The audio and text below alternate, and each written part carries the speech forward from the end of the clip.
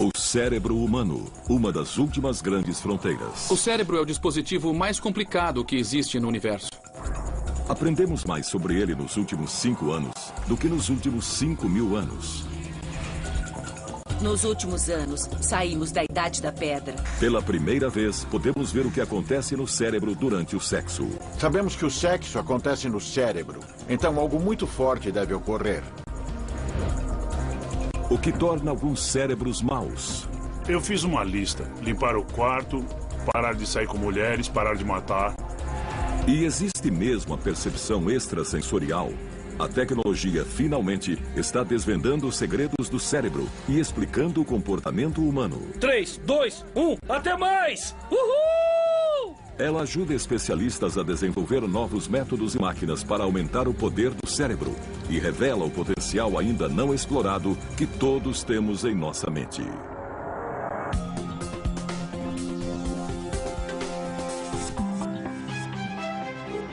O cérebro. O cérebro controla todos os aspectos da vida dos seres humanos. Ao longo da evolução humana, dobrou de tamanho. Pesa menos de 1,5 kg, mas consome 20% do combustível que nosso corpo absorve, gerando energia bastante para manter uma lâmpada acesa.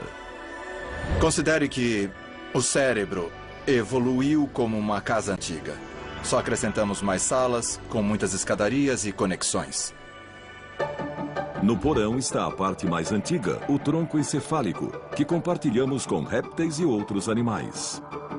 É o que nos mantém vivos e governa funções vitais como o batimento cardíaco, a respiração, a digestão e a pressão sanguínea, coisas que fazemos sem ter que pensar. Então, a seguir, no primeiro andar, que é mais evoluído e surgiu centenas de milhares de anos depois, está o sistema límbico.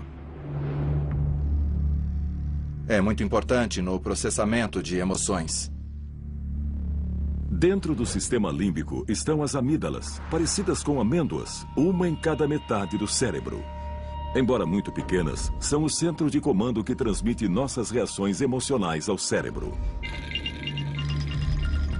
Dentre essas, uma das mais simples e fortes é o medo, uma emoção primitiva que todos sentimos. Uma das regiões do cérebro mais relacionadas com o medo seria a amígdala. O melhor lugar para explorar como o medo afeta o cérebro é o Comando de Operações Especiais da Marinha, em San Diego, Califórnia. Os recrutas são treinados para modificar a maneira com que o cérebro reage ao medo. Olha lá! Atenção! Cuidado! Vai! Desde o primeiro dia, introduzimos nossos alunos ao caos absoluto. Opa! Vamos lá! Vamos lá! E eles penam.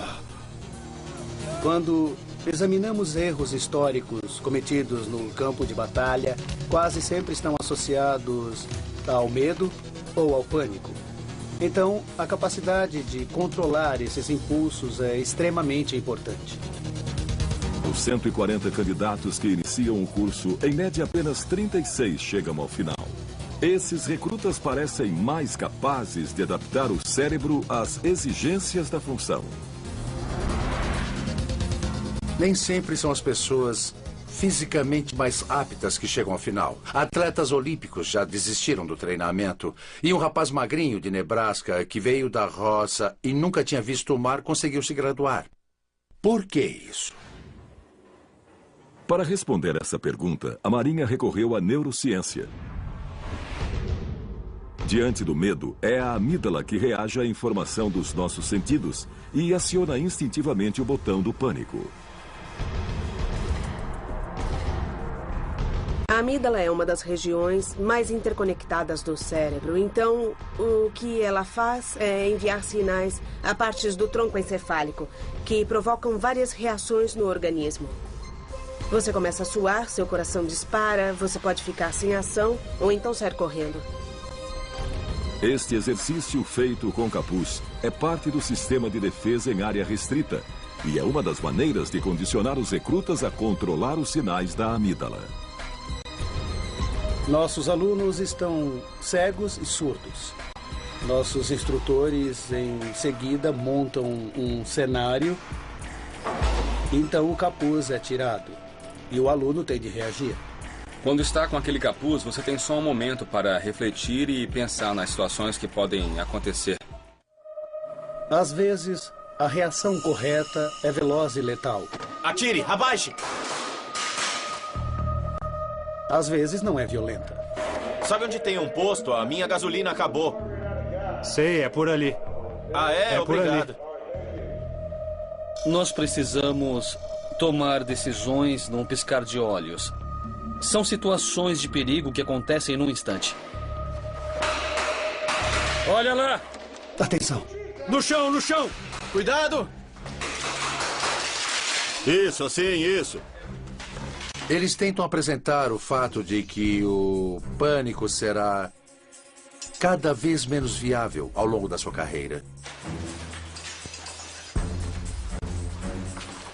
Isso, assim, isso. Então, o jeito certo de treinar é expor os alunos a situações assustadoras, para que se acostumem com elas e saibam reagir quando eles as encontrarem. Vai! Constantemente expostos a situações assustadoras, os recrutas aprendem a reprimir o medo que poderia fazê-los reagir de maneira errada e acabar morrendo. Mas como o cérebro deles faz isso? Os cientistas descobriram que, com a evolução humana, outra parte do cérebro, o córtex, também passou a processar o medo. A parte do cérebro que nos torna mais humanos é o córtex frontal. Se a amígdala é o primeiro andar, o córtex é o segundo andar do cérebro. É a camada externa, fina e enrugada do cérebro, dividida em 4 lobos. Se você estender o córtex de um macaco, seria do tamanho de uma folha de papel. Se estendesse o nosso córtex, seria do tamanho de 4 folhas de papel. Grande. E a razão por ser assim, todo enrugado, é porque tudo aquilo faz parte do cérebro. Os lobos frontais compreendem a área logo acima dos olhos e são as mais novas salas do cérebro. Com a evolução humana, os lobos frontais se tornaram o local onde o pensamento consciente e racional é processado. É onde resolvemos problemas. Os lobos frontais são tão interessantes porque são os condutores do cérebro. Eles sincronizam toda a atividade. Os cientistas fizeram um grande avanço na pesquisa sobre o medo quando descobriram que as informações dos nossos sentidos chegam à amígdala com o dobro da velocidade que demoram para chegar aos lobos frontais. A diferença de velocidade dos sinais significa que sabemos reagir instintivamente a uma ameaça. Caso contrário, ficaríamos paralisados de medo, esperando os lobos frontais decidirem a reação correta. Por trás do medo e do pânico está o desconhecido, é não saber o que fazer. O cérebro paralisa, como um animal paralisa quando vê um farol. A amígdala pode mandar sinais de medo muito velozes, mas às vezes estão errados. Você rapidamente percebe que a situação não é de medo e você deixa de senti-lo. Esses sinais muito rápidos da amígdala podem ser controlados de cima para baixo. É onde entra o treinamento da Marinha, ensinando os recrutas a minimizar o delay e gerar reações rápidas e precisas às situações. Mãos ao alto. Vai, você também. Atenção. Cuidado! Vai, vai! Devido ao aumento da demanda por forças especiais, a Marinha continua desenvolvendo técnicas de treinamento cerebral para aumentar a velocidade. Vamos! Estamos aprendendo mais sobre o cérebro hoje do que em qualquer outra época da história, como ele é composto e como funciona. Avanços da neurociência ajudam a Marinha a reformular o treinamento dos recrutas. Continuem passando os comandos. Exercícios especiais podem melhorar as reações do cérebro em situações perigosas de combate. Vamos! Cuidado! Mas os candidatos precisam de algo mais para controlar um supermedo, como o de se afogar. A evolução teria pré-programado nosso cérebro para temer situações debaixo d'água. Por isso, é quase impossível controlar o forte impulso de emergir e respirar. E por isso, os recrutas penam tanto para passar no teste de competência subaquática.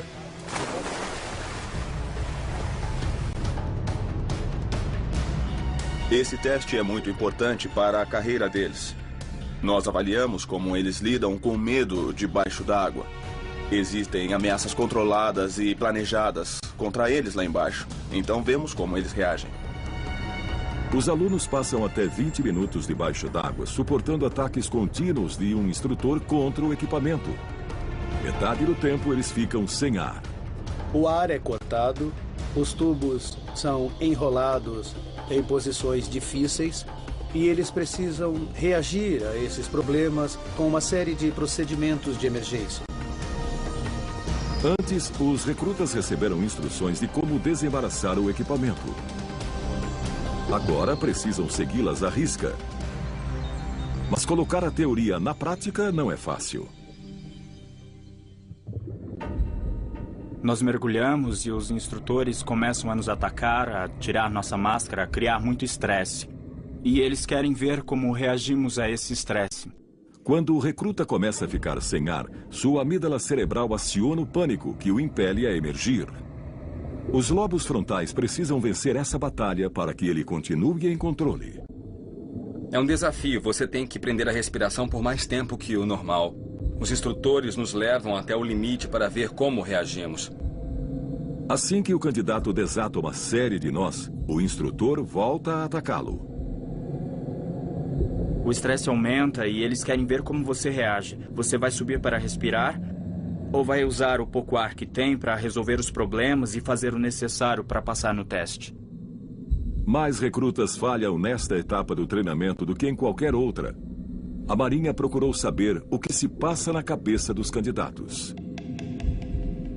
Quase nada é mais assustador do que não conseguir respirar.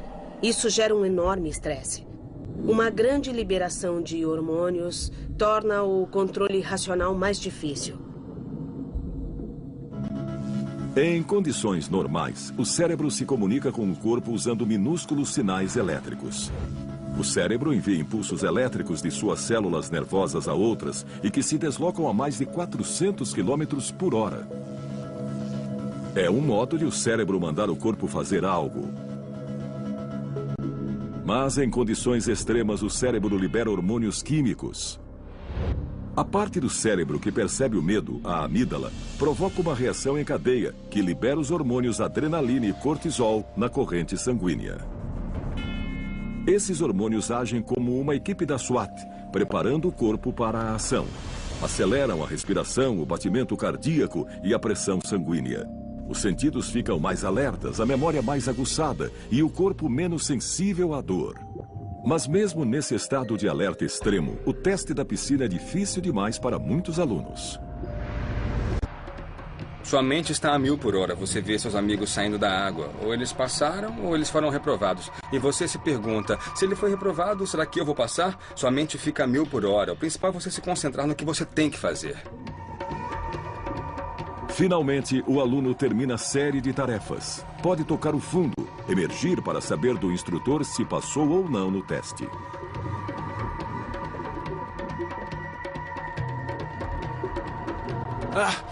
Eu estou bem. Poucos candidatos passam na primeira vez. Podem fazer 4 tentativas e a cada uma, a tensão aumenta. Geralmente, o candidato não passa por causa do pânico, por perder o controle debaixo d'água. Para alguns alunos, esse é o fim. Eles são excluídos do treinamento por mau desempenho. A Marinha queria ajudar os bons candidatos que tinham potencial para vencer esta etapa crucial do treinamento. Isso! Vai! Muito bem!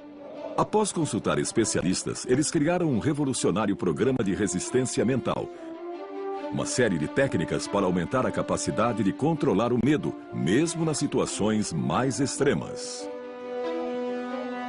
Precisam se preparar para quando estiverem lá. A dor e o frio vão maltratar vocês, mas precisam continuar.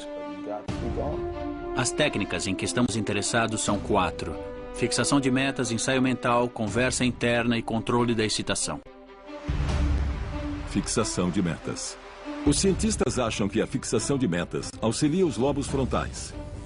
Sendo os supervisores do cérebro, os lobos frontais são responsáveis pelo raciocínio e planejamento.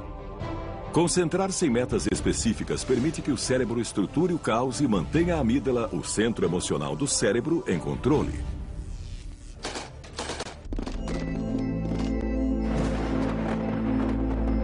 Eu acordava e dizia, vou resistir até o café da manhã. Depois dizia, vou resistir até o almoço.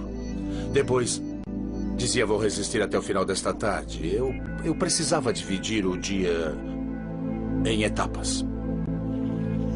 A segunda técnica, ensaio ou visualização mental, implica pensar continuamente numa atividade, para que seja mais natural quando for realmente executá-la.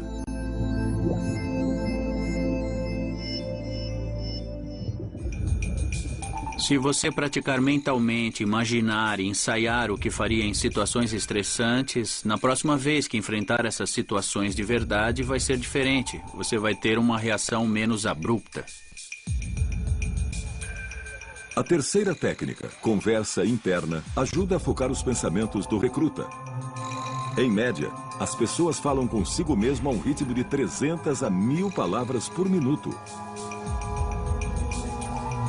Se essas palavras forem positivas em vez de negativas, posso em vez de não posso, ajudarão a suprimir o sinal de medo enviado pela amígdala. Os lobos frontais estão sempre ligados, então é muito fácil pensar em algo difícil, algo ruim, como vou fracassar, o que estou fazendo aqui, não treinei bastante. O que fazemos é tentar substituir pensamentos ruins por pensamentos bons. 1, 2, 1, 2! A última técnica, controle da excitação, baseia-se na respiração. Respirar lentamente de propósito combate alguns dos efeitos do pânico. Expirar longamente, em particular, imita o processo de relaxamento do corpo e envia mais oxigênio ao cérebro para que possa funcionar melhor. Respirar é ótimo para se concentrar, mas somente até certo ponto, porque ao reagir ao medo, o cérebro estará acelerado.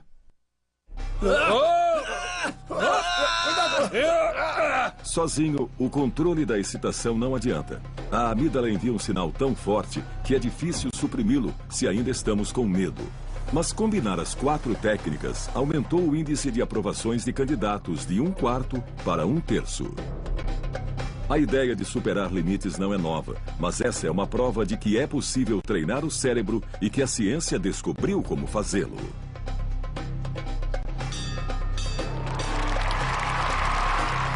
Isso remonta a tradições guerreiras muito antigas, em que eles transcendiam as limitações que pensavam ter. Vai, vai! Muito bem! Agora sou uma pessoa diferente. A autoconfiança aumenta muito. Você vê coisas e faz coisas que nunca teria imaginado antes. Mas não é só no campo de batalha que a neurociência exerce um grande impacto. Também desvenda segredos fascinantes sobre o que acontece entre 4 paredes. O cérebro desenvolveu o medo para nos afastar do perigo, mas também nos equipou com um forte impulso sexual para garantir a sobrevivência da espécie. Ter um orgasmo é uma das experiências humanas mais poderosas, então entrar na mente e descobrir exatamente como o cérebro produz esse êxtase avassalador é emocionante. Na Holanda, o neurocientista Gert Hofstede abre novos caminhos para essa pesquisa ao revelar pela primeira vez o que acontece no cérebro de homens e mulheres durante o orgasmo. Há 15 anos não era possível, mas hoje, com as novas tecnologias de imagem, é possível ver o que está acontecendo. Para isso, ele precisa de casais voluntários. O homem ou a mulher recebe um traçador radioativo de oxigênio e é estimulado pelo cônjuge até chegar ao orgasmo. Enquanto isso, apoiam a cabeça num aparelho de tomografia por emissão de pósitrons. O aparelho mede apenas o fluxo sanguíneo. Mede o sangue que vai para diferentes partes do cérebro. O cérebro possui quilômetros de vasos sanguíneos. Quando as células nervosas disparam, precisam de muito sangue rico em energia e oxigênio. Caso contrário, precisam de muito pouco. Vemos quais as regiões do cérebro que participam da ejaculação e do orgasmo. Além da óbvia dificuldade dos voluntários em atingir o orgasmo num laboratório, também há um limite de tempo. O traçador de oxigênio tem meia vida de apenas 2 minutos. Acho que seria difícil ter um orgasmo nessas circunstâncias, em qualquer uma delas. No mundo todo, a maior parte da nossa vida sexual é privada, ao contrário de quase todos os outros animais.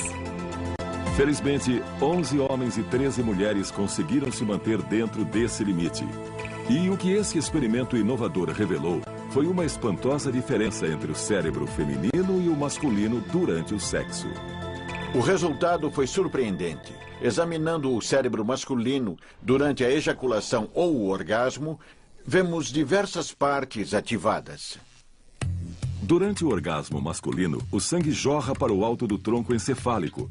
Além de ser uma das partes mais antigas do cérebro humano, é a área que controla a liberação de dopamina pelo cérebro. A dopamina é um tipo de hormônio chamado neurotransmissor. Os cientistas sabem que a dopamina gera sensações muito fortes que associamos ao prazer. Ficou claro que a dopamina é liberada um pouco antes de estímulos tais como comida, sexo ou drogas. Então ela não é uma substância do prazer, e sim da expectativa. Então você recebe um fluxo de dopamina. A dopamina é a mesma substância que entra em ação quando a pessoa consome cocaína ou outros estimulantes. Então é uma experiência avassaladora de êxtase e energia. O experimento mostrou que nos homens, o sangue se afasta de áreas do cérebro associadas à ansiedade. Mas outras áreas permanecem ativas. No homem, as amígdalas e outras regiões associadas à ansiedade e ao medo são desativadas. Não surpreende que outras partes do cérebro sejam desativadas e você não sinta ansiedade nem medo, você não pensa em nada a não ser no orgasmo. O Dr. Hostech descobriu que a experiência das mulheres é semelhante à dos homens.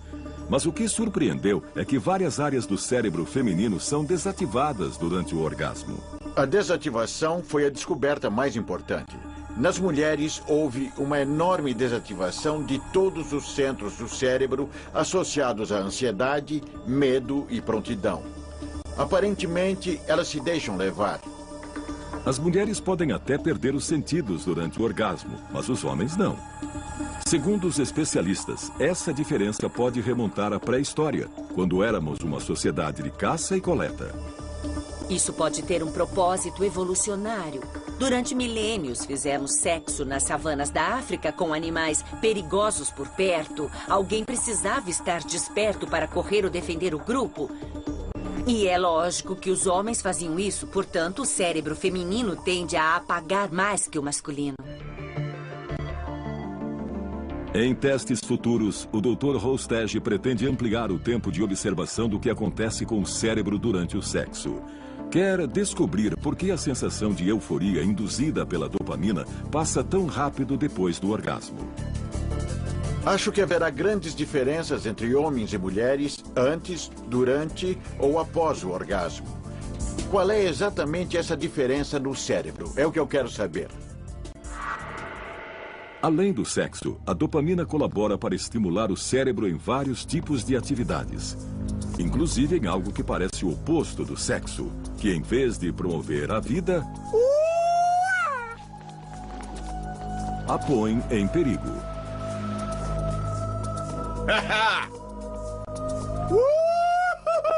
Porque a busca do prazer faz com que praticantes do base jump em Moab, Utah, queiram se atirar de um penhasco. Quase todos os penhascos daqui são extremamente altos e perigosos. Numa escala de 0 a 10, eu daria 8. Erros podem ser fatais. Base jump causa quedas fatais. Quando pulamos de 150 metros, temos 6 segundos para viver. E isso é radical? Pode ter certeza que é muito radical. Todos prontos? E se essa é a emoção máxima para alguns, por que não para todos? Essa emoção é essencial para a nossa felicidade.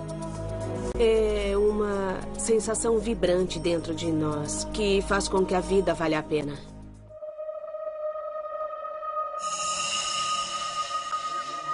Segundo os cientistas, quando o praticante pensa em saltar, seu cérebro começa a liberar dopamina. Como no sexo, a dopamina cumpre o papel de criar expectativa. Mas, ao contrário do sexo, a amígdala cerebral não se desativa. Em vez disso, envia sinais de medo. Antes do salto, fico tremendo e nervoso. Minhas mãos começam a suar e 1000 coisas passam pela minha cabeça.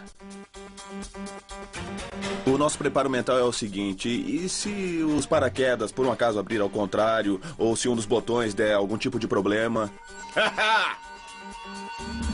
Mesmo que eles estejam concentrados no salto em si, podem não perceber que o efeito da dopamina está presente durante todo o processo. Checou os anéis? Chequei sim. Ótimo. Nenhum está torto? Krista Christensen é uma novata no base jump. Eu tô me sentindo agitada, o meu coração tá batendo mais rápido, porque aquela checagem significa que tá chegando a hora. 3, 2, 1 e até mais. Ai, eu tô tão nervosa. É diferente de tudo que eu já fiz na minha vida, principalmente porque eu tenho medo de altura. Krista está nervosa porque sua amígdala, onde reside o medo de altura, está acionando o pânico diante de uma queda de 120 metros.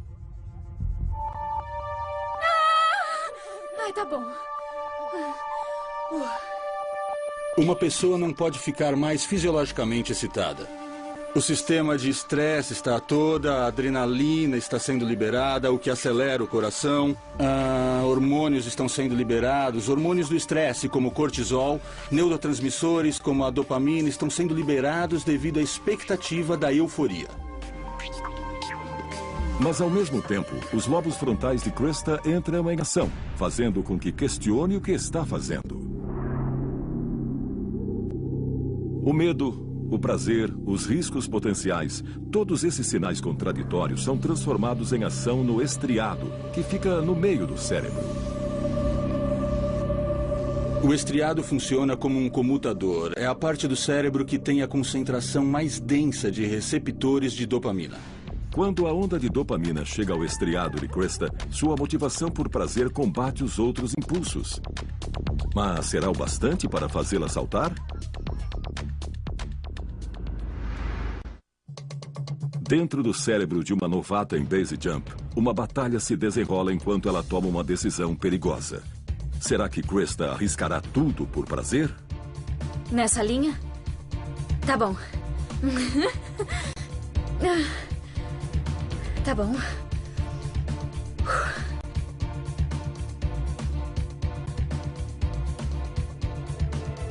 Vai.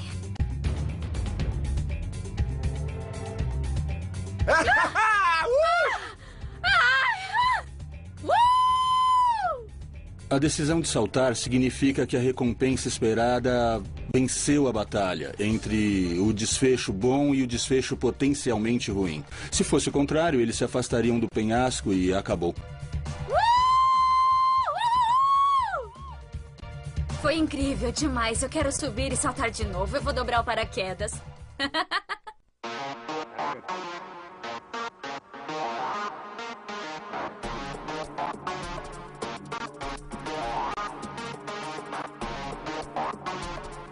Assim que sobrevivem a um esbarrão com a morte, eles já se preparam para outro.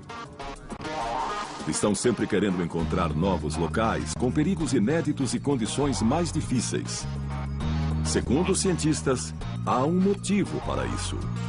O que acontece com o cérebro quando ocorrem contatos contínuos como prazeres, seja comida, bebida ou até mesmo sexo, é que a dose de dopamina diminui a cada vez. É cada vez menos prazer pelo dinheiro. O que, para caçadores de emoções, significa praticar uma atividade totalmente nova ou correr riscos cada vez maiores com a habitual. A novidade é uma grande estimuladora da dopamina. Então, no caso do base jump, essas duas coisas são combinadas de fato, maximizando a reação de prazer. Por isso, acaba sendo viciante. Os praticantes parecem concordar. Mantendo o esporte novo e diferente, mantemos a emoção.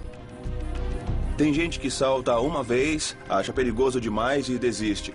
Mas a maioria continua e salta pelo menos uma vez por semana ou até mais. Mas pouquíssimas pessoas abraçam o base jump. 3, 2, 1, até mais! Uhul! Segundo os cientistas, temos prazer em correr perigo porque foi necessário para a nossa evolução.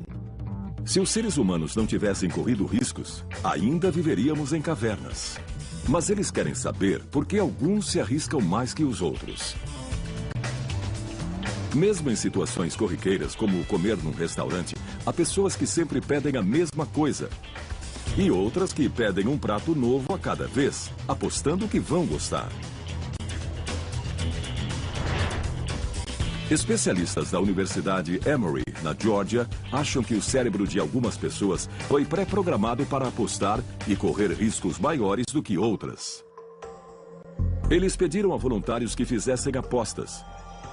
O objetivo é evitar levar um choque no pé. Ai, como isso dói. A cada jogada, o voluntário precisa escolher entre duas opções. Então eu vou tentar a primeira opção, porque eu não quero levar outro choque.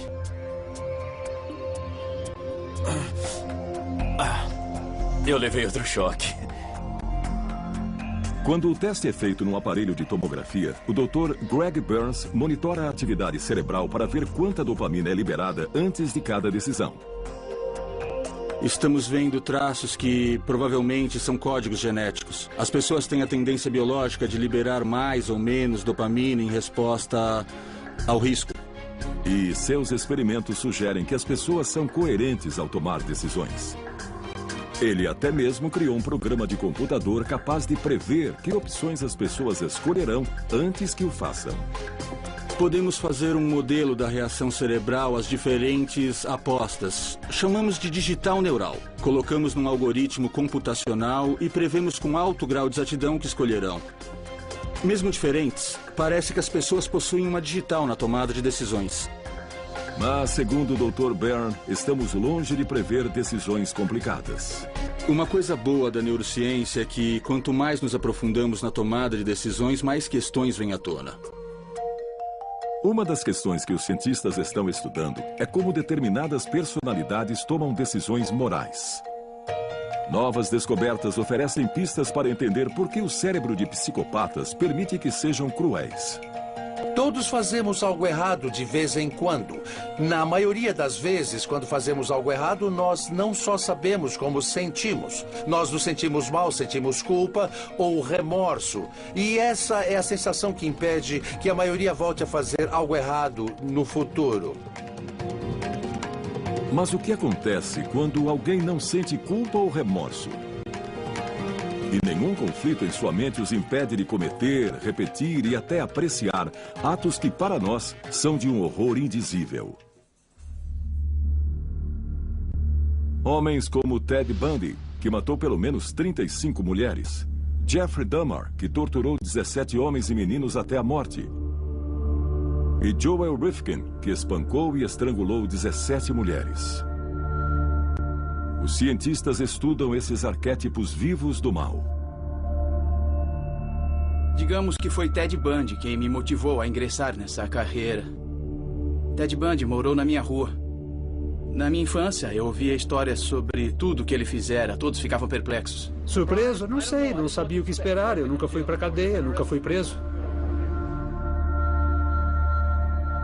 Combinei as duas coisas que eu mais queria entender. Como o cérebro funciona em pessoas normais e em criminosos, em psicopatas. As pesquisas sugerem que uma pessoa em cada 100 é psicopata. A maioria não é do tipo violento. Ainda mais raros são os que se tornam assassinos em série. Mas todos têm traços em comum. Ted Bundy exemplifica quase todas as características de um psicopata. Era muito falante e superficial, muito charmoso. Persuadia muita gente. Chegou a se casar na prisão mais tarde. Ninguém imaginava que ele fosse capaz de matar a sangue frio. Segundo o Dr. Kent Kill, a principal característica do psicopata é a falta de consciência. Ele dizia, não entendo por que tanto alvoroço por causa disso. Bundy e Dahmer morreram, mas Joel Rifkin continua vivo e atrás das grades no norte de Nova York. Você sentiu culpa depois desses homicídios? Não, na verdade não. Depois de um homicídio ou dois, eu me senti mal, mas não culpado de verdade. Eu teria que me importar, mas não me importei. Isso é que é triste. Queremos entender por que não conseguem perceber que estão praticando esses horrores e prejudicando os outros.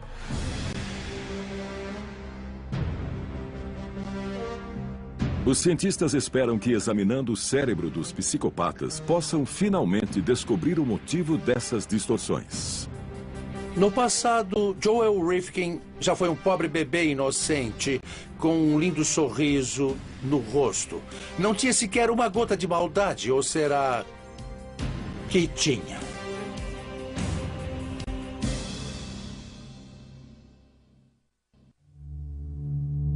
O que torna alguns cérebros maléficos? A resposta pode estar em experimentos inovadores realizados nas prisões do Novo México. Os cientistas estimam que 1 em cada 20 detentos tenha um distúrbio de personalidade que pode ser psicopata. Então, o que não faltam são casos para a pesquisa do Dr. Keel. Ele pretende desenvolver novos tratamentos, mas para isso, ele precisa descobrir qual a diferença desses cérebros. A meta ideal é ajudar a reduzir o impacto dessa doença, não só sobre o indivíduo, mas sobre a sociedade. Primeiro, ele entrevista os prisioneiros para identificar os que possuem tendências psicopatas. Vamos conversar sobre vários aspectos da sua vida. Vamos começar falando da escola, do seu trabalho, da sua família, das suas atividades criminais e de coisas que você fez. Os psicopatas têm traços comportamentais muito parecidos. Teve problemas na infância? O tempo todo. Eles têm temperamento impulsivo e nômade, mudam de um lugar para outro, de uma relação para outra. São sexualmente promíscuos e tendem a arranjar confusão. O tempo todo.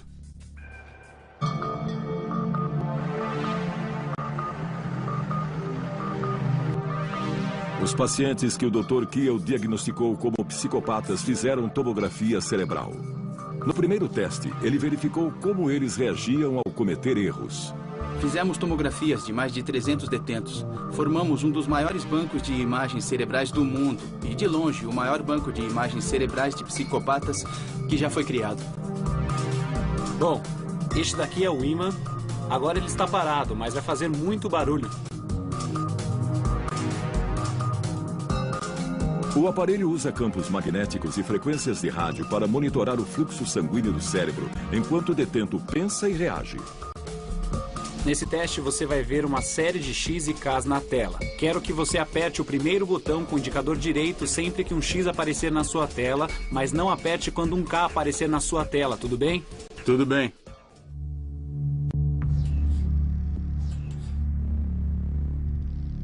As duas letras aparecem tão rápido que é quase impossível para qualquer um acertar.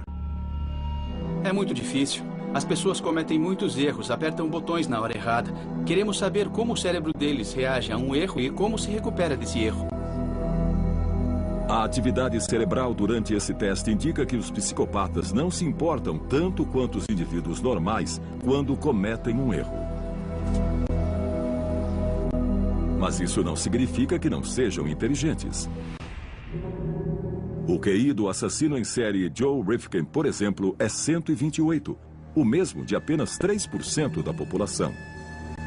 O mais espantoso é que tem inteligência acima da média em comparação ao resto da população carcerária, mas são muito esquentados e impulsivos, manipuladores e ardilosos. Eu já fui parado pela polícia com corpos no carro. Eu mentia e escapava da situação. Eu procurava um lugar para desovar os meus pacotes. Me perguntaram por que você está rodando por este bairro. Eu disse, eu me perdi. Como faço para chegar a tal rua? Eu não tinha ideia do que falava, mas estava com um mapa. E era muito convincente.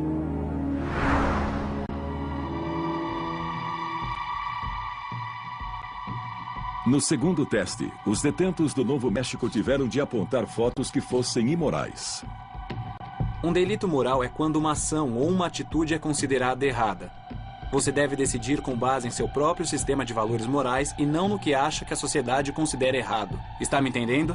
Estou. Tudo bem. Tentamos entender como os detentos processam informações com valor moral. Diferentes sistemas cerebrais decidem se algo é uma violação moral ou não. E se esses sistemas se desenvolveram normalmente nos detentos psicopatas. Essa pesquisa pioneira comprova uma hipótese cogitada há anos, que os psicopatas têm capacidade reduzida de raciocinar. Os cientistas descobriram que os lobos frontais, a parte mais recente do cérebro, e a amígdala, uma das regiões mais primitivas do cérebro, não se comunicam direito. E num estudo recente, o Dr. Adrian Raine descobriu que o cérebro dos psicopatas é fisicamente diferente. Conseguiu provar pela primeira vez que a amígdala deles é cerca de 17% menor que da maioria. É mais uma peça crucial do enigma de por que os psicopatas não temem cometer atos cruéis. Os psicopatas sabem que é errado matar. E por que matam? Porque eles não têm a noção do que é moral. Eu nunca cravaria uma faca em você porque eu mesmo sentiria, experimentaria a dor, sinto empatia, posso me colocar no seu lugar.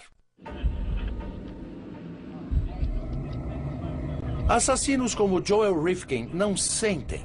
Ele matou as prostitutas porque não se importava com o sofrimento de ser estrangulado. O que você sentia quando as estrangulava? Eu ficava muito concentrado no que fazia.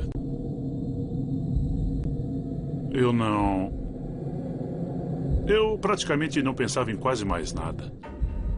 Rifkin cometeu tantos assassinatos que acabou sendo preso. Mas e quanto aos outros psicopatas, os não violentos? Por que não terminam na cadeia? O Dr. Raine pesquisou a diferença no cérebro dos psicopatas de colarinho branco, que não pensam duas vezes antes de extorquir as economias de uma família. Sim, a amígdala cerebral deles é menor, mas se comunica normalmente com os lobos frontais. São menos capazes de sentir empatia, mas têm a capacidade cerebral para mentir e enganar. Os psicopatas de sucesso tinham ótimas funções executivas, ótima capacidade de planejamento, ótima capacidade de ajustar e controlar, boa percepção de si mesmos, ótima reação ao estresse. E essas funções executivas são necessárias para enganar e manipular as pessoas com sucesso. Hoje, os cientistas sabem que o cérebro dos psicopatas é deficiente. Mas então, o que deu errado? Nós acreditamos que a noção do certo e errado é em grande parte pré-programada no cérebro. O cérebro está programado para ser menos moral ou mais moral, dependendo da herança genética e neurobiológica da pessoa. Em outras palavras, depende dos genes e do desenvolvimento do cérebro. Mas segundo o Dr. Raine, essa é apenas metade da explicação. Claro que não podemos descartar o ambiente. É 50% da equação. São como dois lados de uma moeda. É genético e ambiental. Encontrar a sede do bem e do mal no cérebro tem sido um desafio para os cientistas. Mas um mistério ainda maior espera para ser desvendado. A memória. Graças à memória, o cérebro viaja constantemente pelo tempo, trazendo fragmentos do passado para o presente. Essa capacidade é central para a existência humana. A razão de termos memória é para que possamos tomar decisões melhores no futuro. Ou seja, todo o nosso pensamento e nosso planejamento são ditados pela memória. Já entendemos bem o funcionamento de órgãos como o coração, mas os cientistas ainda tentam desvendar o mistério da memória. Um grande avanço ocorreu há 80 anos. Nos anos 20, o neurocientista Carl Lashley ensinou ratos a andar num labirinto. Depois, danificou partes dos cérebros deles para ver onde estava armazenada a memória do labirinto. E o que ele descobriu? Que não estava armazenada em lugar algum. É um sistema em rede e é extremamente complicado.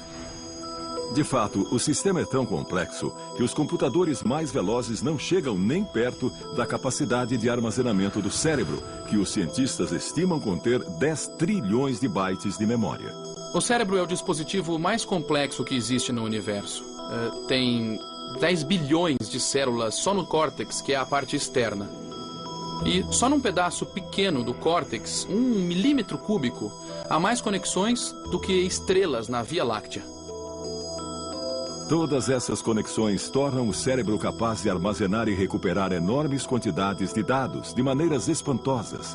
Talvez a mais incrível e radical seja a chamada memória fotográfica ou mnemônica.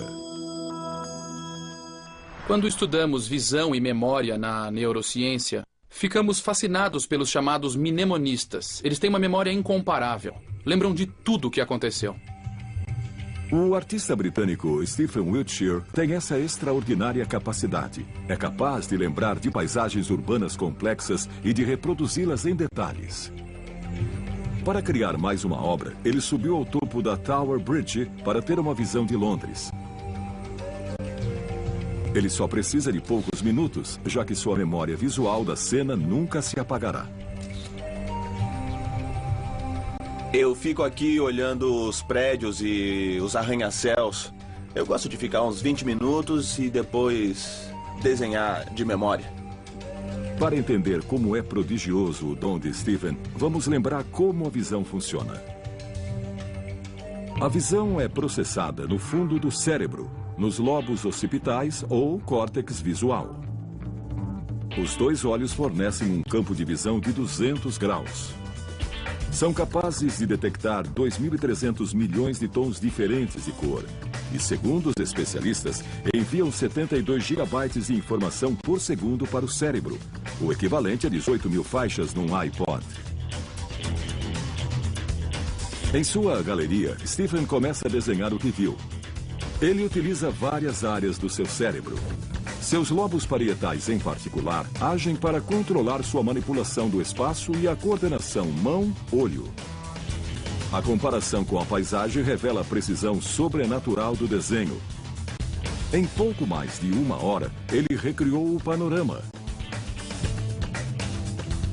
A obra será vendida por $4.000. O talento de Stephen é quase sobre-humano. Mas seu dom tem um custo.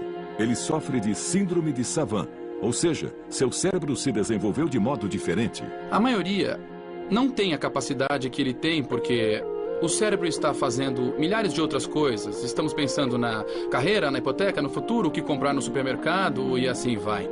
E, portanto, a rede neural se divide em várias tarefas diferentes. No cérebro de um savant, toda a rede neural está devotada para uma só coisa, como resolver um cubo mágico ou tocar piano. Por isso, ele tem deficiências em outros aspectos da vida, por exemplo, na capacidade de socializar. Gênios como Leonardo da Vinci, Mozart e Monet tinham uma memória incrível e especula-se que também eram autistas.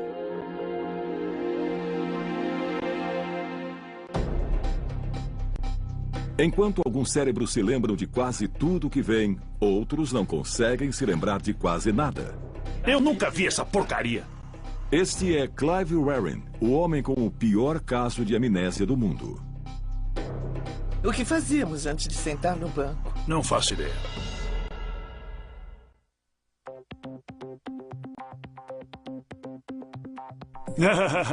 Olá! Clive Warren já viu a mulher Deborah várias vezes hoje, mas sempre que a encontra, parece que a vê pela primeira vez. Clive tem o pior caso de amnésia do mundo. Seu intervalo de memória é de 30 segundos, no máximo.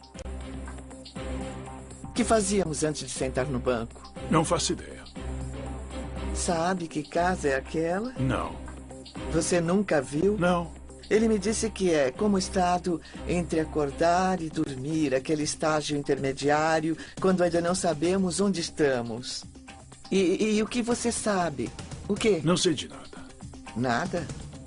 O dia e a noite são iguais. Eu nunca sonhei.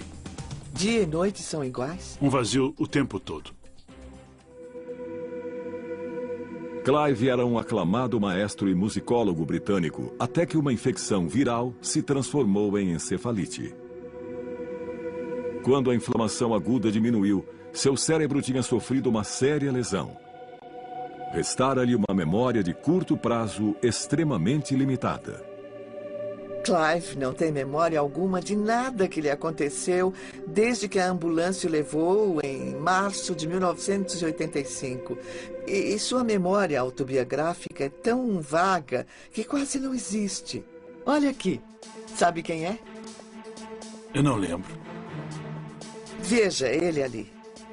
Meu filho. Seu filho, isso mesmo. É Anthony. E esses são os filhos dele. Os filhos dele? É. Eu entendo. E estão bem maiores agora.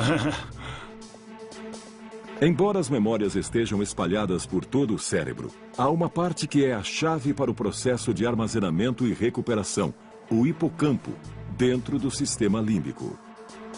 Sabemos disso porque, sem o hipocampo, novas memórias não se formam.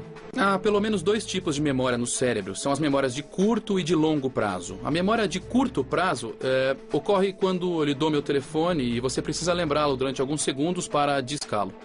A memória de longo prazo envolve coisas como sua infância, onde você estudou, o que fez hoje. Elas integram a memória de longo prazo. Mas o Clive tem uma memória de curto prazo bastante limitada. Ele não consegue passar do curto prazo para o longo prazo. Não é capaz de cimentar a atividade de curto prazo em algo na estrutura física do seu cérebro. Neurologistas que examinaram Clive encontraram lesões graves em seu hipocampo. E é isso que impede que seu cérebro armazene memórias. Clive Waring sofre de amnésia, tanto anterógrada como retrógrada. Não consegue aprender nada novo. Mas também tem dificuldade em lembrar do passado. A lesão parece afetar sua capacidade de recuperar informações. Veja o que acontece quando a mulher de Clive lhe pergunta qual a profissão do filho deles. Você sabe o que o Anthony faz? Qual é a sua profissão? Não. É engenheiro eletrônico. Ah, é? É. E sabe o que ele projeta? Não. Tente adivinhar. Eu não faço ideia. Sinto muito. Motores de carro. Motores de carro? É, motores elétricos. Olha, que ótima ideia. É. Não tem os gases nocivos do motor a gasolina. Isso mesmo, Aquela não foi tem. uma ideia muito desastrosa. Foi mesmo. Muito. Foi. Você conhece alguém que projeta motores elétricos para carros? Não. Não conhece ninguém? Não. Seu filho faz. Ah, sei. É, ele faz. E ele tem sua própria empresa. Ah, muito bem. É. Você sabe o que ele... Você lembra o que ele faz na vida? Não, ainda estava na escola a última vez que eu me lembro. Clive é um caso tão especial porque, embora não lembre detalhes sobre sua família, consegue recordar outras coisas. O fato de sua linguagem estar tão preservada e ele ser articulado significa que a memória associada tanto à fala quanto à construção de palavras está separada da memória episódica, o que ele fez, os fatos sobre sua vida. Tipos diferentes de memória estão armazenados em locais diferentes do cérebro. Segundo os especialistas, a memória da linguagem pode residir num dos lobos temporais, responsável pelo som e pela fala, no lado esquerdo do cérebro. O mais incrível é que Clive ainda consegue tocar piano. Sua memória dos procedimentos para tocar piano do lado direito do cérebro está intacta.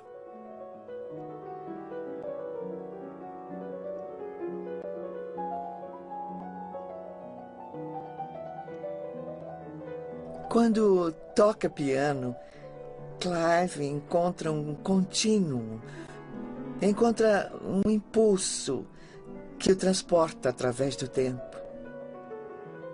Esse é um grande exemplo de como os diferentes tipos de memória estão separados. Sabe em que mês estamos? Não. Abril. Abril? Abril, o mês Seu de abril. aniversário é o mês que vem. Hoje Clive parece animado, mas nem sempre foi assim. Eu nunca vi essa porcaria. Use a sua inteligência.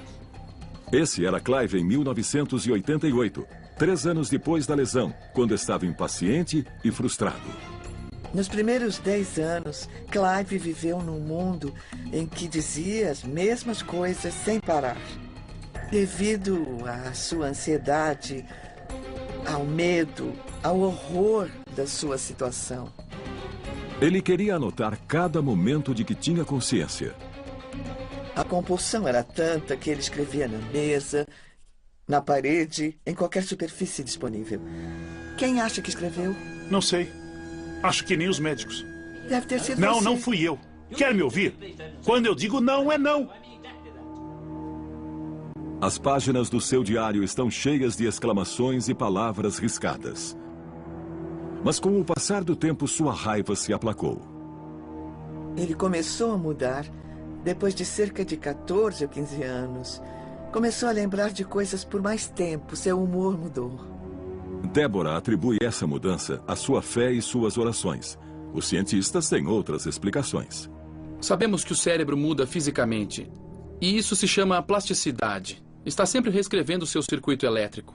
O cérebro das crianças é extremamente plástico. Por isso, crianças aprendem línguas e a tocar instrumentos com tanta facilidade. Agora estamos descobrindo que o cérebro adulto é muito mais plástico do que pensávamos. Então, quando uma pessoa sofre lesão cerebral, outras partes do cérebro podem mudar e assumir as funções faltantes. Este ano, Débora achou que Clive não precisaria mais de seu diário. Quando ele olhava os dias, semanas e meses anteriores e via que escrever apenas a mesma coisa várias vezes, ele ficava angustiado e resolvemos afastar o diário e ver se ele sentia sua falta. Para surpresa de todos, após escrever no diário todos os dias durante 23 anos, Clive não o pediu de volta. A necessidade compulsiva de registrar cada momento de consciência havia passado. Os cientistas aprenderam muito sobre a memória estudando Clive, mas também adquiriram dados valiosos sobre outras funções cerebrais que contribuem para a identidade de uma pessoa. Muitos dizem que a memória nos torna quem somos, mas acabei descobrindo que isso é um grande erro. A personalidade de Clive, graças a Deus, está intacta. Quer um café? Ah, sim, eu quero. Seria ótimo. Eu sabia que gostaria. Ele é engraçado e muito compassivo. Vamos, me leve para o paraíso. Ele não sabe nada a seu respeito, mas ele é quem ele é. É o mesmo Clive. Quanto mais aprendemos sobre o cérebro, mais entendemos como é decisivo em todos os aspectos da nossa vida, inclusive nos esportes profissionais. A performance no esporte depende do cérebro. Não era assim no passado. Durante toda a história do esporte, não se ligava para o cérebro. O atleta era considerado bom se tinha boa definição muscular e era bem coordenado. Nos últimos 10 anos, descobrimos que 50% da performance nos esportes, e às vezes o mais importante, da performance de elite, estão ligados ao cérebro. Hoje, os atletas perceberam o quanto o cérebro é importante para o desempenho no campo. 90% é mental, é um jogo bem difícil, sabe? Temos que ter controle na mente para poder jogá-lo bem. Mas como o cérebro melhora o desempenho? Quase todos os esportes são dinâmicos e exigem que as decisões sejam tomadas em milissegundos. E se você errar por uma pequena porcentagem, perde a chance. Se por 1/10 de segundo você vacilar, você erra a cesta. É essa pequena diferença entre o atleta excelente e o bom. Basicamente, é uma questão de coordenação mão-olho e treino, muito treino. E o melhor lugar para observar isso é no Cirque du Soleil, onde os artistas treinam constantemente.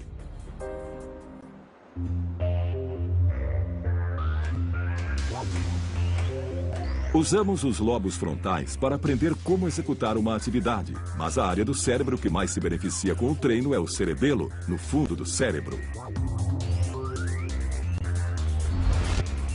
O cérebro é como uma casa antiga, com novos cômodos acrescidos lentamente com o tempo. O tronco encefálico é o porão, porque evoluiu primeiro. Em seguida veio o cerebelo. É uma parte antiga do cérebro situada no primeiro andar depois do porão. É quase totalmente responsável pelo movimento, a complicada sequência de movimentos. O cerebelo envia sinais a 100 bilhões de células nervosas do corpo, que por sua vez dizem aos músculos o que queremos que façam. O lobo frontal monitora a atividade, mas na maior parte do tempo se afasta e permite que o cerebelo e o resto do cérebro se envolvam com esse comportamento que foi treinado tantas vezes. Os cientistas acham que os lobos frontais simplesmente não conseguem acompanhar o processamento de informações necessário para desempenhar uma tarefa de alto nível. Por isso, o cerebelo assume com sua memória de procedimento a mesma que Clive Rearing usa para tocar piano. A ideia é que você pode ir até um arquivo e pegar uma memória motora que você já praticou. E hoje se sabe por que a prática leva à perfeição. Quanto mais treinamos, mais o cerebelo sabe exatamente que nervos e músculos acionar a cada vez.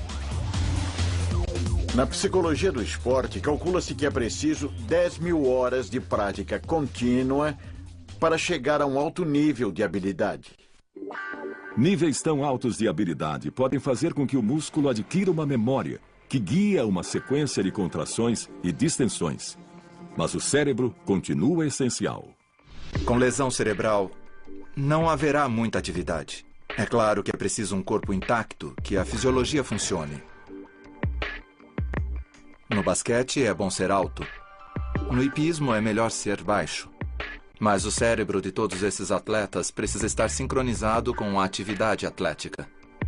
Mas além do treino e do biotipo adequado, é preciso que o cérebro desempenhe outra função vital nos esportes. Imagine um halterofilista tentando erguer um peso extraordinário. Precisa ter os músculos muito desenvolvidos. Enquanto os soldados da Marinha usam uma técnica de respiração para se acalmar, os atletas precisam variar o nível de estímulo. Os cientistas esportivos chamam esse processo de modulação da excitação. Vemos a modulação da excitação como um botão de volume do cérebro. Mais uma vez, é a amígdala cerebral no sistema límbico que controla a resposta emocional.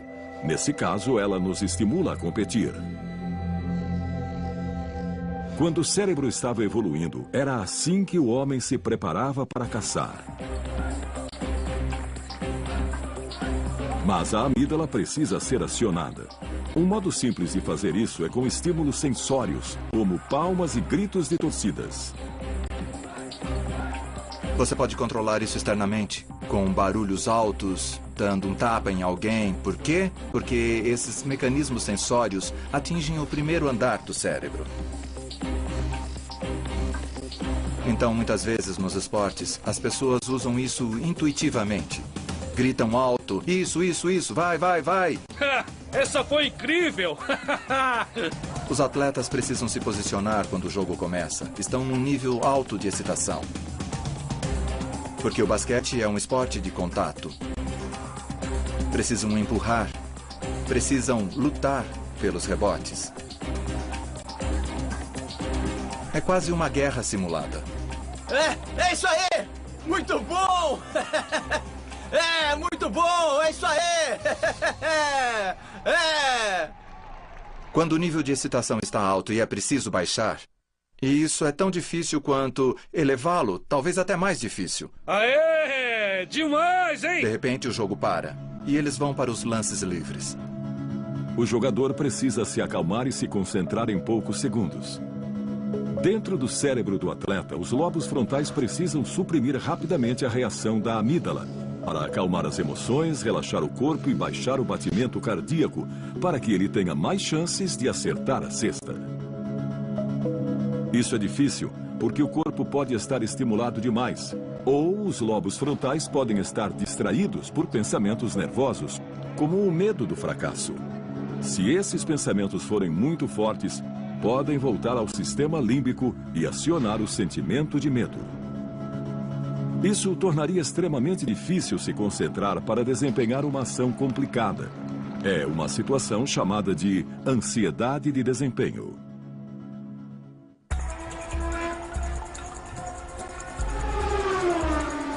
A ansiedade de desempenho é a grande culpada pelo baixo desempenho esportivo. E o atleta de sucesso a controla totalmente. Fique longe da linha branca. É difícil baixar o batimento cardíaco, focar e se concentrar no que você precisa fazer, porque é tudo tão caótico que você só quer correr o máximo possível. Mas é preciso relaxar e tentar ficar frio. Fique longe da linha branca, Graham. Fique longe da linha branca. Se errar, as consequências podem ser fatais. Se você perder a concentração por um segundo sequer, pode acontecer um acidente. A velocidade pode chegar a 370 km por hora. A essa velocidade, tudo pode acontecer. Quando você bate no muro, bate forte. Poucos esportes evidenciam a ansiedade do desempenho como o golfe. As pessoas adoram golfe porque vemos um grande campeão errar uma tacada curta na final de um torneio importante e perder centenas de milhares de dólares.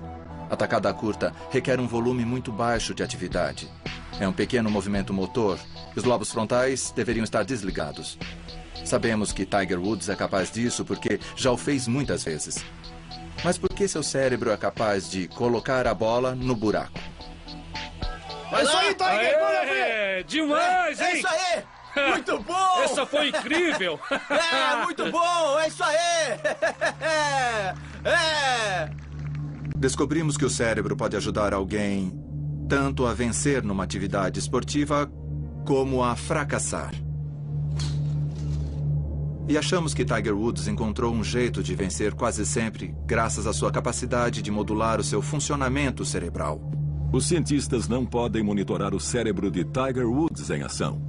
Ele teria de ficar imóvel, o que tornaria jogar golfe impossível. Por isso, eles precisam usar o poder de observação. Como ele pisca muito pouco durante as tacadas, achamos que sua ansiedade é muito baixa. Porque piscar os olhos está relacionado à ansiedade. Ele fica muito relaxado, num estado quase sonolento, adormecido, mas com concentração suficiente para realizar a tarefa.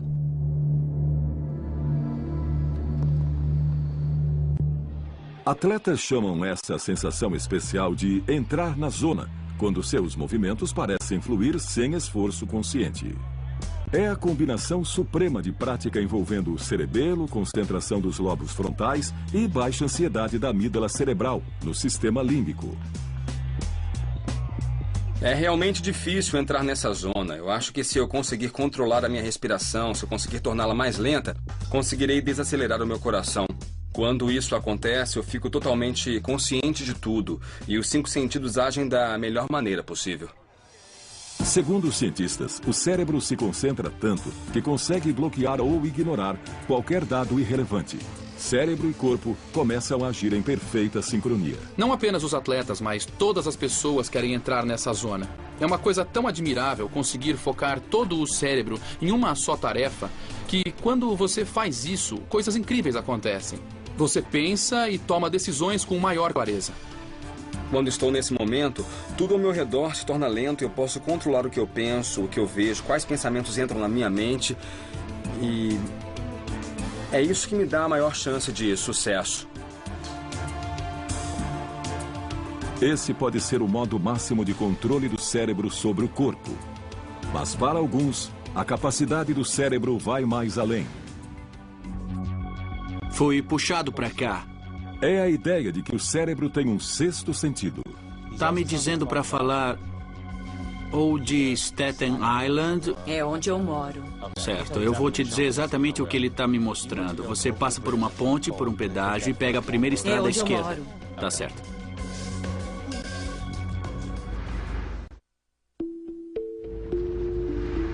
Os 5 sentidos são os portais entre o cérebro e o mundo externo.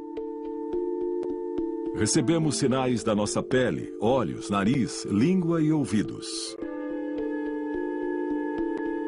As diferentes áreas do cérebro interpretam essas informações como toque, visão, olfato, paladar e audição.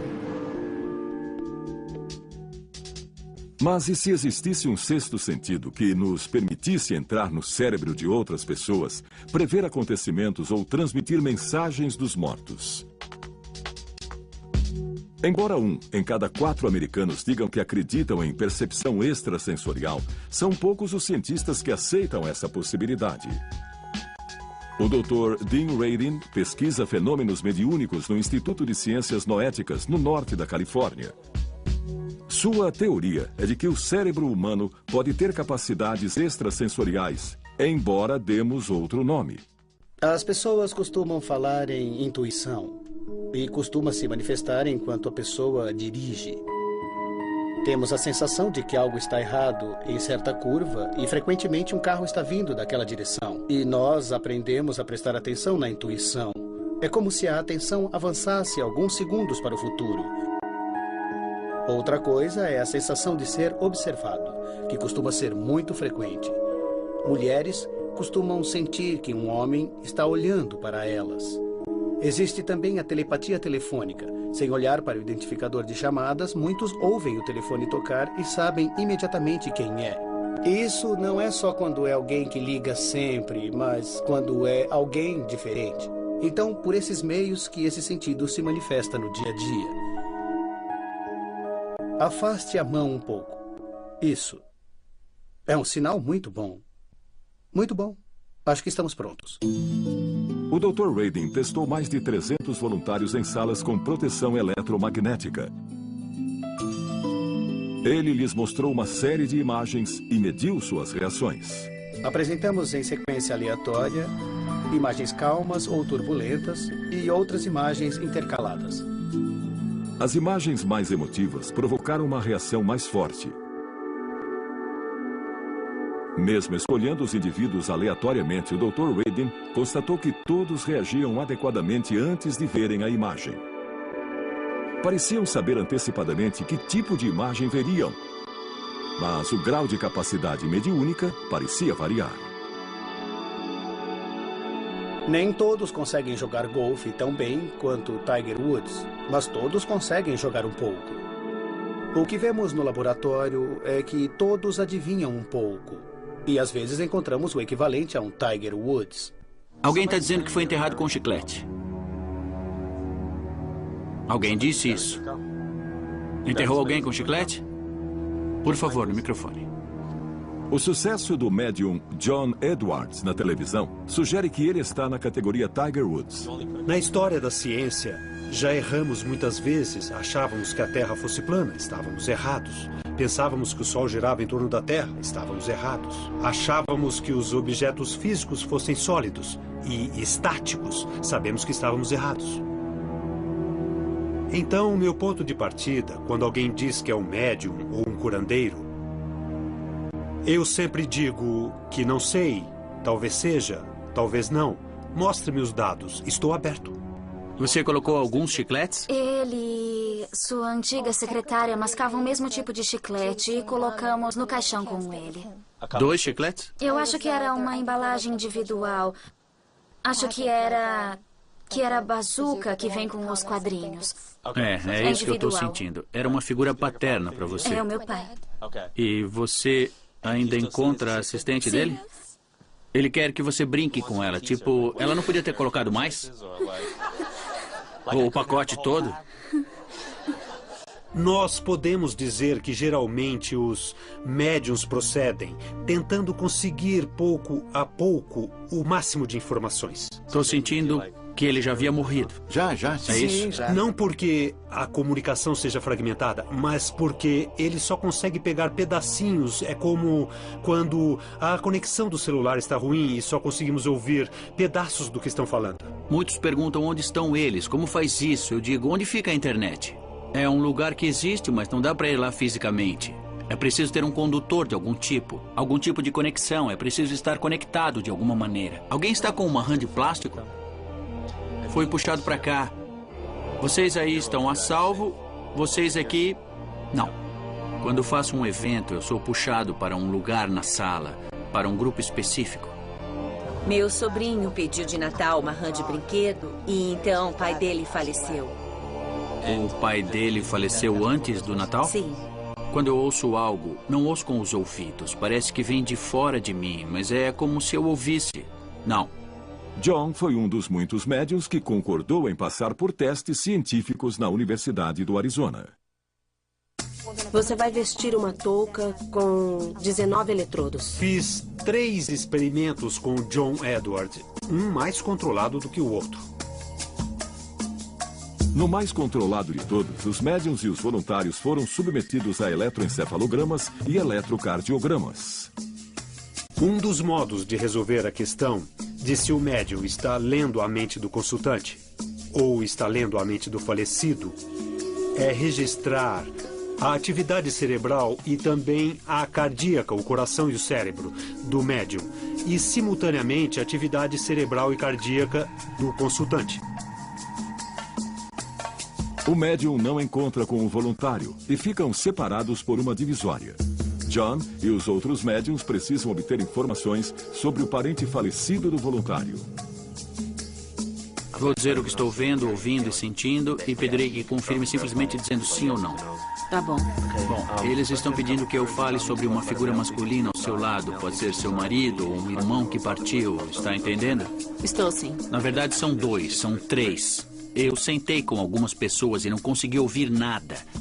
Sabe, eu não ouvi absolutamente nada. Eles quiseram saber o porquê. Eu disse, eu não sei. Talvez seja eu não sei. Então eu tirei 0 nessa. Às vezes, John consegue informações corretas.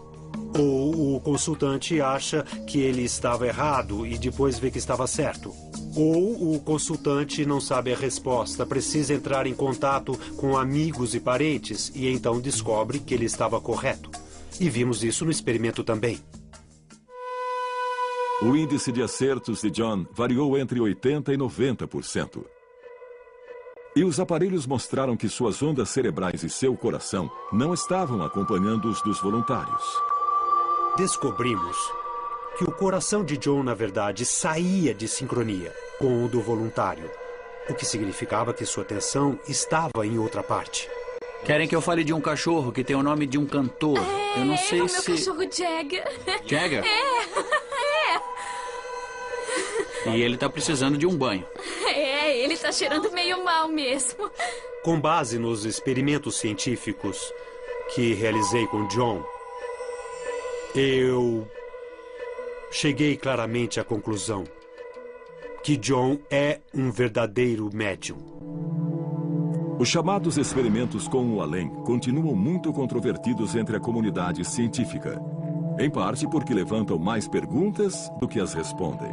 No momento, do ponto de vista científico, não sabemos como médiums verdadeiros como John Edward fazem o que fazem. A hipótese de trabalho que usamos no laboratório é a de que todos nós temos energia. Essa energia continua como a luz de estrelas distantes. E no caso de John e outros médiums, o cérebro e a consciência funcionam como uma antena e um receptor. O que eles fazem é aprender como captar os sinais que estão presentes, manter o ruído baixo e então receber esses sinais sutis. O conceito de que a realidade é um tecido conectado do qual fazemos parte por estarmos aqui é semelhante a algo como a força de Guerra nas Estrelas.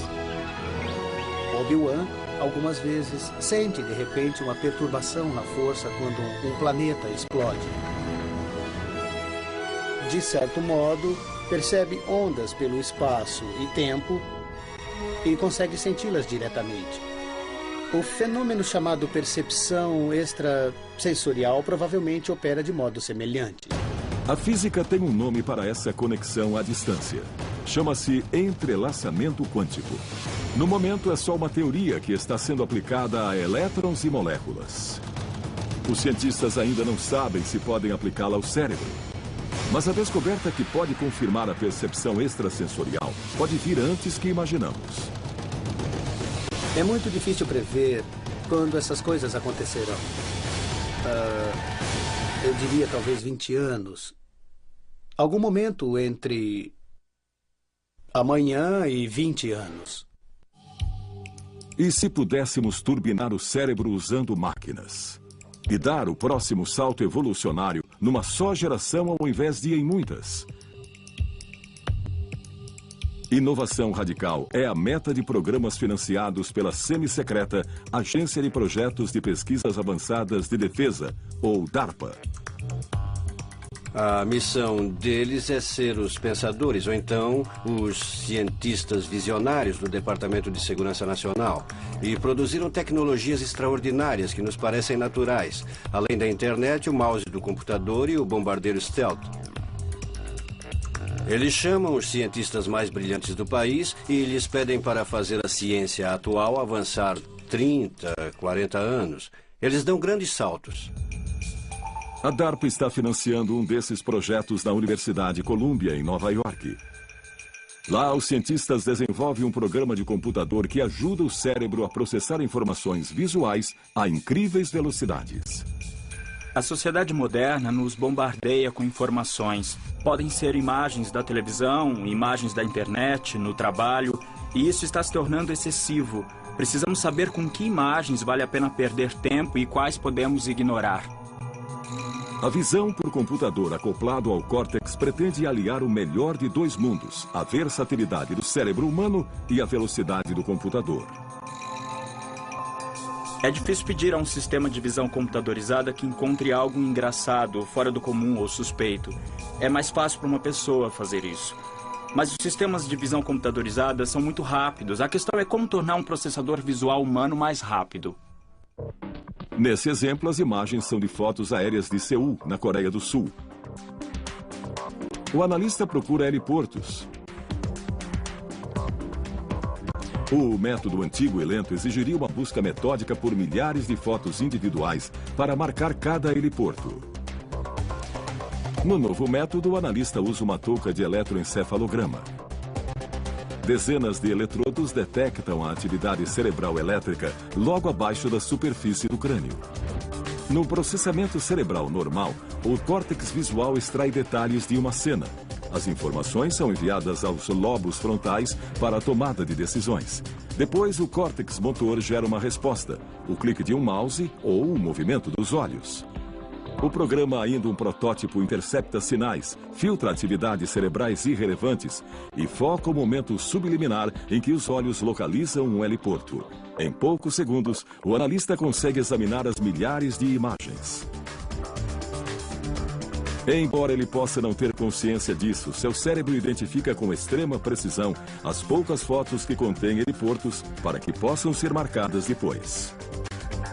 Essencialmente, vamos explorar os sinais envolvidos na decisão de que algo é interessante e, sem contar com a reação do indivíduo, usá-los para reordenar ou classificar os bancos de imagem para podermos aperfeiçoar a busca. Essa tecnologia que acelera a visão permite que o analista trabalhe 4 vezes mais rápido.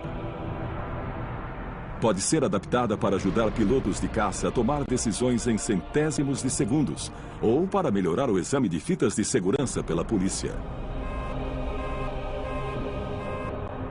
E há outras possibilidades, além da defesa e da inteligência. Uma interessante aplicação potencial em que há uma grande entrada de informações pode ser a bolsa de valores ou trading.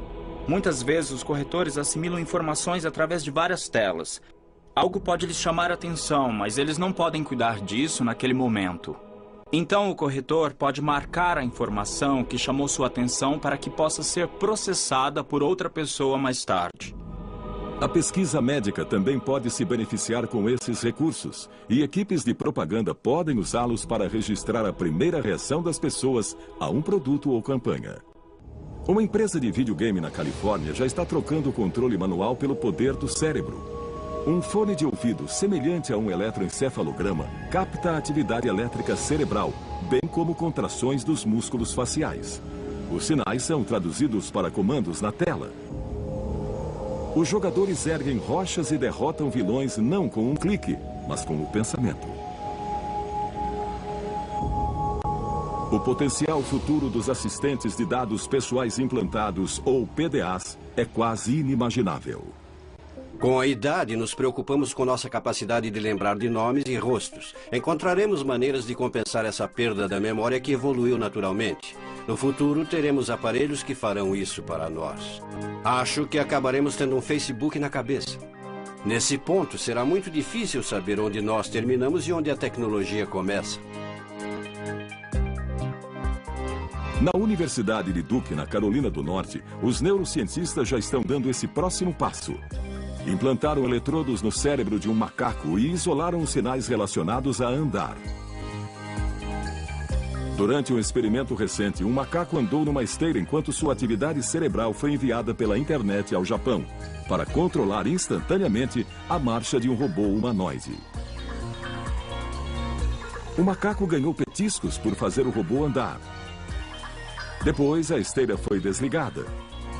Querendo ganhar mais petiscos, o macaco manteve o robô andando, usando apenas seus pensamentos. E houve um avanço semelhante na Universidade de Pittsburgh, na Pensilvânia. Macacos equipados com pequenos sensores no cérebro aprenderam a controlar um braço mecânico e a usá-lo para pegar petiscos. As implicações para a medicina serão tremendas. Para as pessoas amputadas, para os tetraplégicos, terão a capacidade de movimentar braços e pernas robóticos e assim poderão interagir com o ambiente como não haviam podido fazer antes. Pode haver esperança no futuro para alguém como Clive Waring, cuja lesão cerebral não permite que processe novas memórias? Eu não me lembro de sentar neste banco. É novidade para mim. Pesquisas hoje feitas com ratos podem criar um dia um hipocampo sintético para humanos.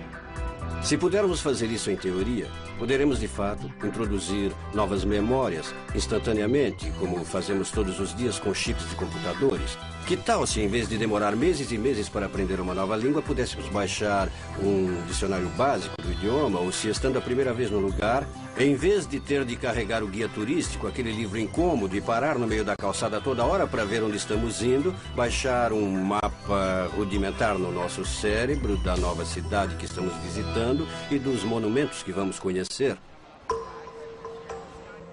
Drogas sendo desenvolvidas para soldados permitirão que permaneçam acordados por 2 ou 3 dias sem nenhum efeito nocivo. Uma nova classe de remédios, chamados ampaquines, ajuda o neurotransmissor glutamato a agir melhor no cérebro cansado, melhorando assim a memória, o aprendizado e a cognição. Esses remédios podem um dia ser usados no cotidiano. A falta de sono geralmente significa tendência para cometer erros. Acho que poderemos resolver esse problema. Pessoas que precisam trabalhar a noite toda poderão dispensar o sono e funcionar muito bem, assim como alunos estudando para exames e pessoas que precisam cruzar fusos horários como parte de seu trabalho. No futuro próximo, os cientistas esperam aperfeiçoar tomógrafos cerebrais portáteis. Diodos emissores e luz instalados numa faixa lançarão luz nos lobos frontais para detectar a atividade cerebral. Essa informação seguirá para uma unidade do tamanho de um baralho.